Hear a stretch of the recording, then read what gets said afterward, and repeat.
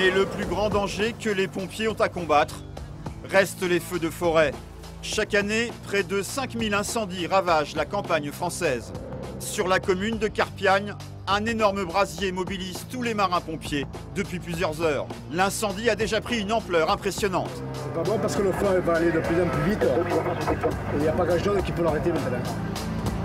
Les camions se multiplient. La zone dépend du bataillon des Bouches-du-Rhône. Pourtant, les marins-pompiers de Marseille ont été appelés en renfort, car l'incendie est particulièrement virulent. 3 pompiers ont même été blessés. Je me fait prendre par le feu en bas au tunnel du Musuguet. J'en ai 3 sur le tas. Il a certainement 3 de son personnel qui est blessé. Lui, c'est le chef de corps de Roquevert. Pour lui, c'est l'horreur. C'est la panique. Avec le Mistral, les braises s'envolent et allument de nouveaux feux disséminés. Autant de foyers qu'il faut éteindre, les uns après les autres. Sapeurs et marins-pompiers luttent ensemble contre l'incendie. Un travail de titan. Chaque section a son poste. Objectif, encercler le feu de tous les côtés pour l'étouffer. Mais ça va, il y a des CSF qui montent, donc je vais... Par contre, c'est là-bas qu'il faut le coincer, parce qu'il Il y a des sapeurs qui établissent là, regarde, en bas. Ah ouais, c'est là-bas. Ça, c'est pas moi, ça. Nous, là, nous, c'est le dernier CCF là. Là, il te tient ce flanc-là. Ouais. Sur la route, les camions citernes approvisionnent les lances à eau. Il faut tirer les tuyaux et ouvrir les vannes avant que les foyers sans cesse réactivés par le vent ne reprennent le dessus. Pour chaque feu éteint, ce sont 2, 3 ou 4 nouveaux foyers qui s'allument. Les pompiers sont à bout de force. Les premiers signes de fatigue se font sentir.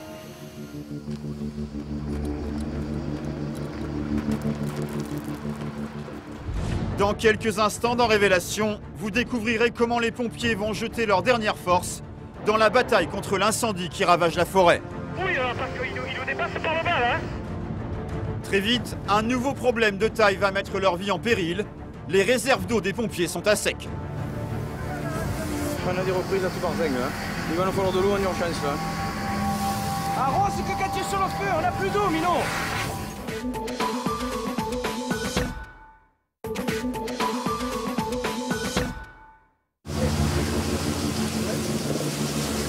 Face aux marins-pompiers, l'incendie de forêt prend de plus en plus d'ampleur.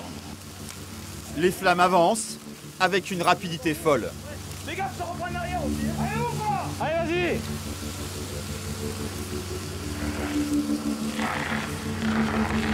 T'as trouvé derrière toi.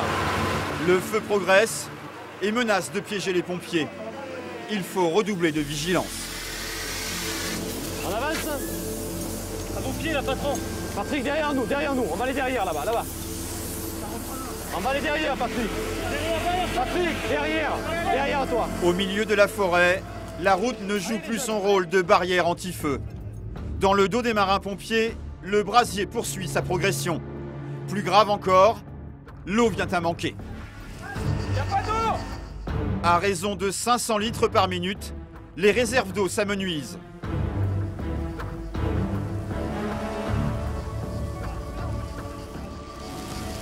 Oh, Cassio! Repassez-moi la lettre séparatrice. Oh! Quelques lances sont encore approvisionnées, mais il faut désormais veiller à ne pas gâcher l'eau.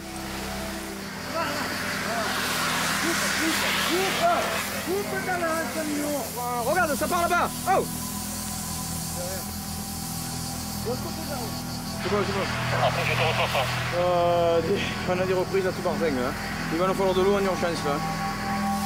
Ah, c'est que quand tu es sur le feu, on n'a plus d'eau, Minon. Économise ton eau, on n'en a plus. La pression est à son maximum. Le ravitaillement en eau devient crucial. Chaque été, on déplore de nombreux feux de forêt. Pourquoi sont-ils si longs à éteindre ? Ce sont des feux d'espaces végétaux qui justement ne manquent pas d'air et donc ils ont une propagation très rapide, liée essentiellement à l'hygrométrie, donc au pourcentage d'eau dans les sols et dans les végétaux, mais aussi au vent. Donc ce sont des feux très rapides, très violents, qui en plus ont souvent la particularité d'avoir des accès difficiles. Oui. Donc il y a plusieurs techniques pour les combattre. On privilégie en général ce qu'on appelle la sécurisation de points sensibles, où on se met autour des maisons pour éviter qu'on les protège avec nos lances, avec toute l'eau dont on puisse disposer à ce moment-là pour éviter qu'elle ne brûle. Et on fait le choix tactique de laisser passer le feu sur les côtés pour pouvoir l'arrêter plus loin. vous explique. Dès qu'il y a une reprise, on se dirige dessus, on l'arrose. Voilà, et on coupe. Ça sert à rien d'arroser en marchant. En plus, vous vous cassez la gueule. Vous noyez, mais vous profitez d'un moment de répit pour récupérer un petit peu. Hein? Parce que s'il y a une reprise, on se passe les genoux au moment où ça repart. Pour limiter les risques de catastrophe, tous les hommes disponibles sont retenus en caserne. Si la situation l'exige, ils viendront prêter main forte à leurs collègues. À la caserne de Louvain, le jeune Eliane n'espère qu'une chose, être appelé. Au loin, il peut apercevoir le feu dans les collines. Franchement, ça me branchait bien. Rien que la colline qui a brûlé à côté de chez moi, de s'approcher, c'était super attrayant. Là, là sur un feu, ça a l'air gros. Hein. 5 minutes, là, on le voyait bien tout à l'heure, le panache. Ouais. Et nous, on sortait de l'Inter. Et pareil, on a vu le panache qui s'est levé au-dessus. Ça donne envie. Ah, carrément.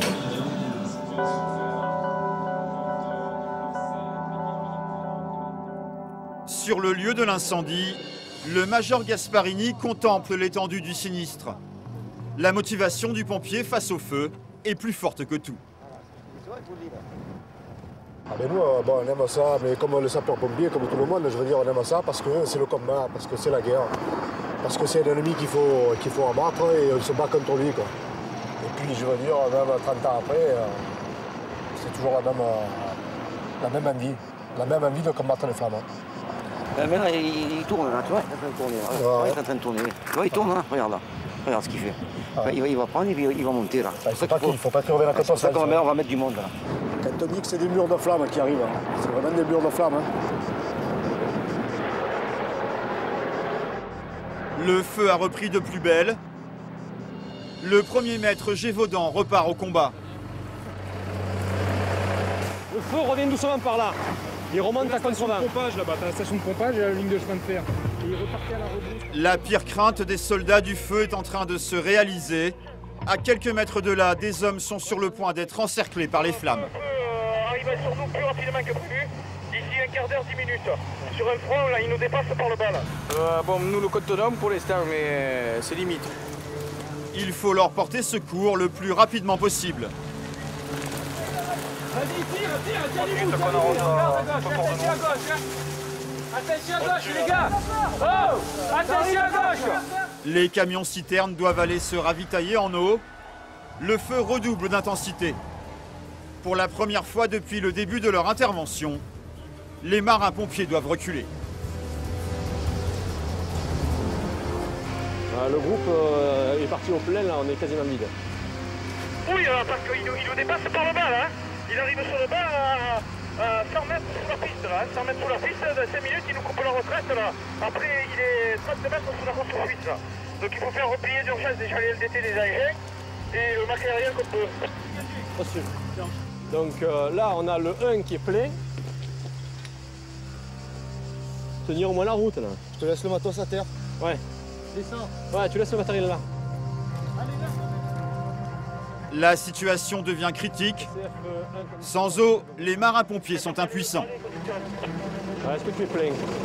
Ah, négatif, j'ai alimenté le C4 ainsi que l'établissement LDT pour les reprises. Monsieur, le 4000, il est comment? Il est pareil, il est vide. On a Le 4000, il descend. Fils ça, on n'a plus un camion qui a de l'eau là. Non, on descend faire le plein, on revient ensuite sur la position là. Au bout d'une demi-heure, 10 000 litres d'eau arrivent enfin. Les marins-pompiers revoient leur stratégie. Avec ces nouvelles réserves, ils peuvent renverser la situation. Là, ici là, c'est 4 mètres devant nous. On a un front de 100 mètres qui remonte sur nous. Là, une lance dans le brûlé là. On fait une zone de sécurité. On va mettre une division. Je suis avec le DIH sapeur. Okay. Il en met 3. Problème, une lance, on ne tiendra pas. Hein. Il y a tout le ballon qui est embrasé et il remonte là. On va mettre une division 70 dans le brûlé. Ok, on a la CCA. Donc il faudrait quelqu'un qui nous assure le dessous là. Faut pas qu'il nous prenne un revers. Les hommes avancent au plus près de la ligne de feu. Problème dans cette zone qui semble sous contrôle, la combustion qui n'est pas terminée.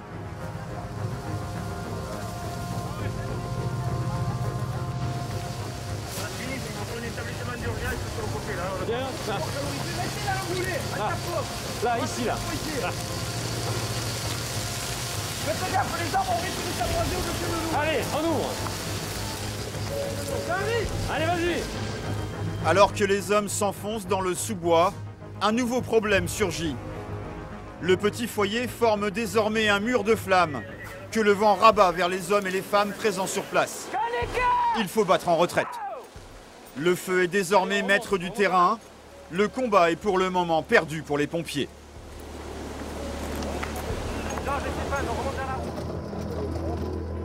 Au sud, le feu s'est déplacé. Alors qu'il se rapproche dangereusement des habitations, l'inquiétude gagne les riverains. Ouais. Ils vont venir.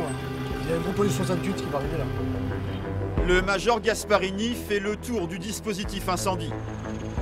Acculés par les flammes, les hommes sont dépassés. Ils ont besoin d'un soutien aérien. Les hélicoptères bombardiers d'eau rentrent en action. À certains endroits, la fumée est si épaisse qu'on se croirait en plein hiver. Il est juste là le feu.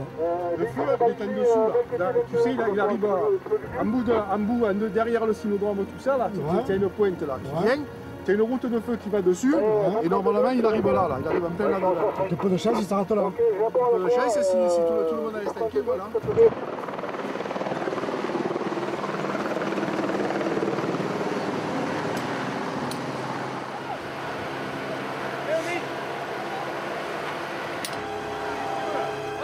J'arrive à bout de là. Allez, vas-y, va à bout.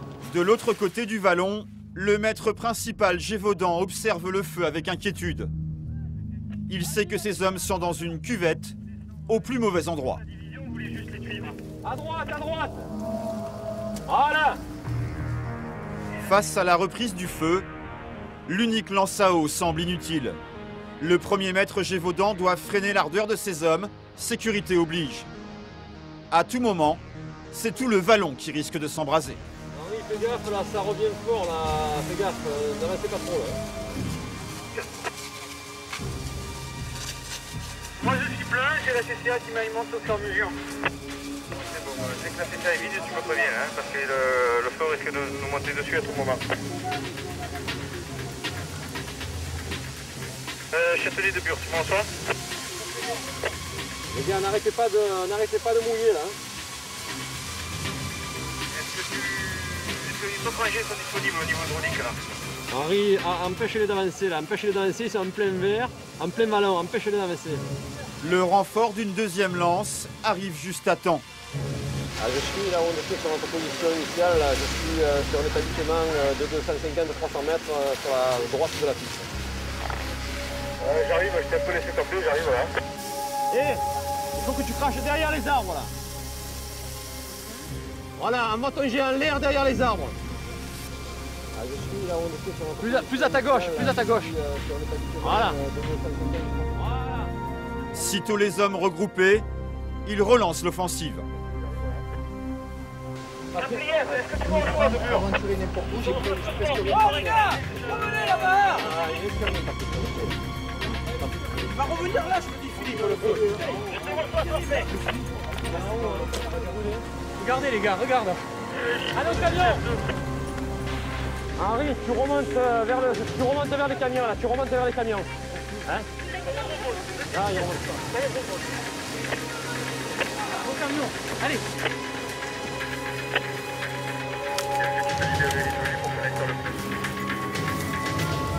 Hein? Ah, tire sur l'établissement. Tire-moi le 27 là. Ah, il y en a deux là. Bon, mouillez là, alors comment est-ce ça?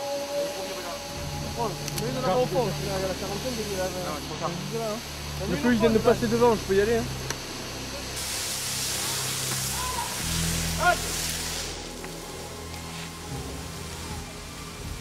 Ouais, Capri bouge. Hein. On a des retours des avis de lance en bas au niveau de notre côté également. Avec le CCF car on est établi. T'as de l'eau ou quoi? Ah, Capri, il faut remonter là, hein, parce que sinon là le feu on le retrouve. Là. Vas-y. Capri dans la zone là. Allez, journée. On va l'arrêter là. Après 2 heures d'efforts, la situation est enfin sous contrôle. Les marins-pompiers de Marseille ont été durement mis à contribution. Il y a de la qui monte. Je suis sur le côté droit. Il faut assurer la permanence de l'eau sur les camions qui nous alimentent. Ça va.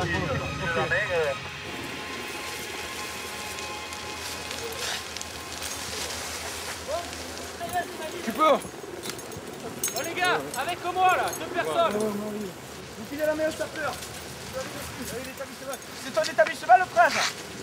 C'est vrai qu'il y a des reprises sur l'arrière, sur l'avant. Bon, là, on est en train de traiter une reprise d'un feu qui montait à contrevent sur le ballon qui est en face de nous. Là. Normalement, le feu part sur l'est, mais bon, là, on avait une reprise donc avec un feu qui montait à contrevent. On l'a traité. Bon, là, on est en train de noyer la lisière. Là. Et c'est vrai que le feu part un petit peu dans tous les sens. Là, en fait, il crée son propre vent et c'est pour ça qu'il remonte à contresens. Le danger est définitivement écarté. Après des heures de combat, fin de l'intervention. En zone, vous voulez savoir si vous aviez des missions. Ah non, stand-by pour l'instant, Moi j'ai devant moi de Visu le Renault là, qui est à côté de moi là.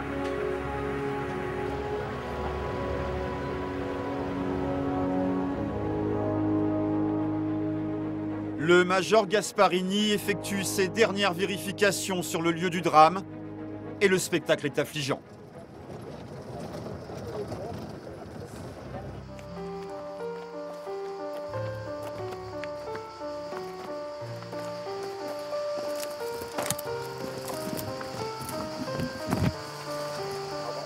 C'est minable, hein.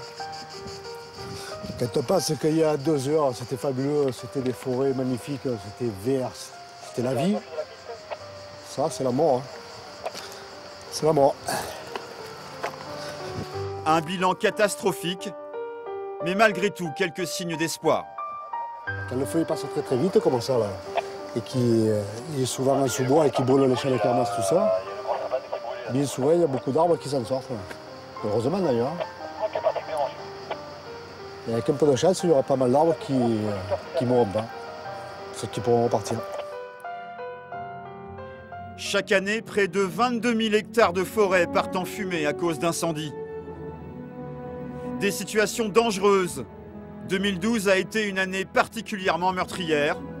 Près d'une dizaine de pompiers ont perdu la vie dans l'exercice de leur mission.